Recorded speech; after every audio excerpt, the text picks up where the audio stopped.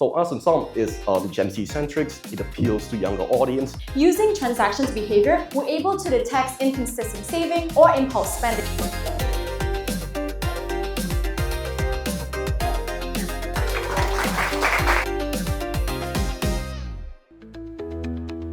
Campus Innovator Challenge គឺជាកម្មវិធីដែលផ្សារភ្ជាប់អនាគតនៃហិរញ្ញវត្ថុដោយចាប់ផ្ដើមពីអ្នកដែលប្រើប្រាស់ច្រើនជាងគេនោះគឺយុវជនជំនាន់ថ្មី Gen Z និងយុវជនជំនាន់ក្រោយៗទៀតនិស្សិតមិនត្រឹមតែត្រូវការចំណេះដឹងហិរញ្ញវត្ថុបន្ថែមនោះទេពួកគាត់ក៏ត្រូវការឱកាសក្នុងការយកចំណេះដឹងទាំងនោះទៅអនុវត្តក្នុងជីវិតជាក់ស្ដែងដូចជាទម្លាប់នៃការចំណាយវិន័យនៃការសន្សំនិងការប្រើប្រាស់លុយបែប Digital ប្រចាំថ្ងៃ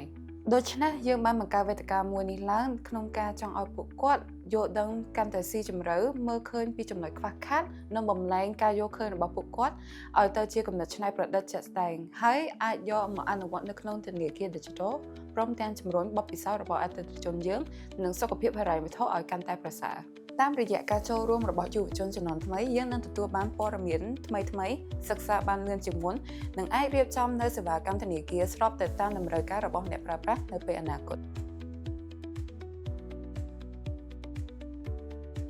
សម្រាប់កម្មវិធី Campus Innovator Challenge យើងបានរៀបចំឲ្យមានលក្ខណៈដូចជាការងារគម្រោងជាក់ស្ដែងជាជាងការប្រកួតប្រជែងនិស្សិតត្រូវធ្វើការលើបញ្ហាស្រាវជ្រាវ problem statement ដែលបានផ្ដល់ឲ្យដោយពួកគាត់អាចចាប់ផ្ដើមគិតដូចជាអ្នកប្រឹក្សាយោបល់វ័យក្មេងគេហៅថា Junior Consultant ឬម្ចាស់គម្រោងតាមរយៈការធ្វើសេចក្តីសម្រេចផ្ដល់ការវិនិច្ឆ័យរបស់ពួកគាត់និងការដោះស្រាយតាមកត្តាកំណត់ជាក់ស្ដែង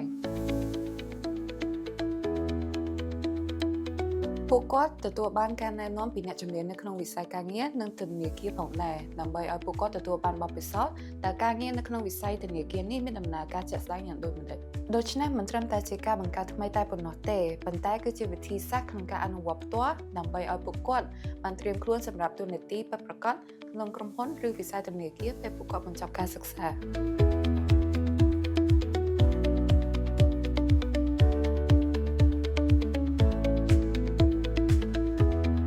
បច្ចេកវិទ្យា FinTech កំពុងផ្លាស់ប្ដូរហិរញ្ញវត្ថុពីសកម្មភាពដាច់ដោយឡែក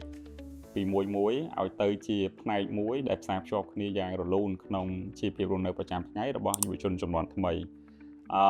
សេវាកម្មហិរញ្ញវត្ថុដូចជាការទូទាត់ប្រាក់កម្ចីការសន្សំនិងការដាក់ប្រាក់ឥឡូវនេះបានច្របាច់បញ្ចូលគ្នាដោយផ្ទាល់ទៅក្នុងប្រព័ន្ធ Ecology Digital Ecosystem ដូចជា e-commerce សេវាហៅយានជំនិះ ride hailing និងកម្មវិធីទូរស័ព្ទផ្សេងទៀតដោយឡែកធនាគារកំពុងអភិវឌ្ឍខ្លួនពីស្ថាប័នដែលផ្ដោតលើផលិតផលស្នូលទៅជាអ្នកដើរតួនាទីក្នុងប្រព័ន្ធ Ecology ដែលដឹកនាំដោយបច្ចេកវិទ្យាយ៉ាង platform driven ការផ្លាស់ប្ដូរនេះរួមមានការប្រើប្រាស់នៅរចនាសម្ព័ន្ធផ្អែកលើប្រព័ន្ធ API ការចាប់ដៃគូជាមួយក្រុមហ៊ុន FinTech ដទៃនិងការទាញយកផលប្រយោជន៍ពីទិន្នន័យនិងបញ្ញាសិប្បនិម្មិត AI ដើម្បីផ្ដល់នូវសេវាហិរញ្ញវត្ថុតាមតម្រូវការជាក់ស្ដែងនិងភ្លាមទៅកាន់អតិថិជនអនាគតនៃហិរញ្ញវត្ថុនឹងបង្កើតឡើងដោយការបញ្ចូលគ្នារវាងបច្ចេកវិទ្យាភាពច្នៃប្រឌិតនិងការដោះស្រាយបញ្ហាមិនត្រឹមតែអ្នកដែលធ្វើការនៅក្នុងវិស័យធនាគារនោះទេ So with our idea Spark, we believe that it could leverage that and Gen Z can finally really get to understand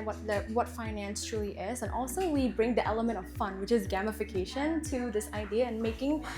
bank more engaging for Gen Z students. It is one of the 60% of Gen Z who actually live paycheck to paycheck, while other 40%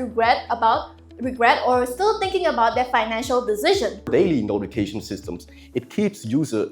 interested in coming back to, okay, what happened to their savings or how much it actually saved so far.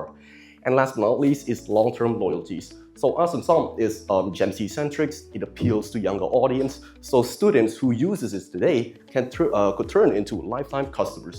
Using transactions behavior, we're able to detect inconsistent saving or impulse spending. Then, our feature will intervene by sending smart nudges to our users, helping them make better financial decisions in real time.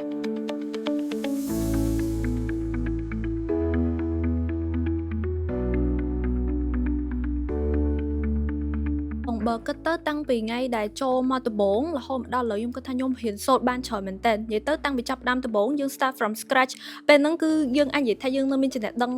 តិចតួចអត់ទាន់ដឹងច្រើនទេប៉ុន្តែគ្រាន់តែខាងកម្មវិធីគឺគាត់បានបរៀនយើងគឺគាត់មាន mentoring session ហើយ mentoring session ហ្នឹងគឺច្រើនដងខ្លាំងមែនតើ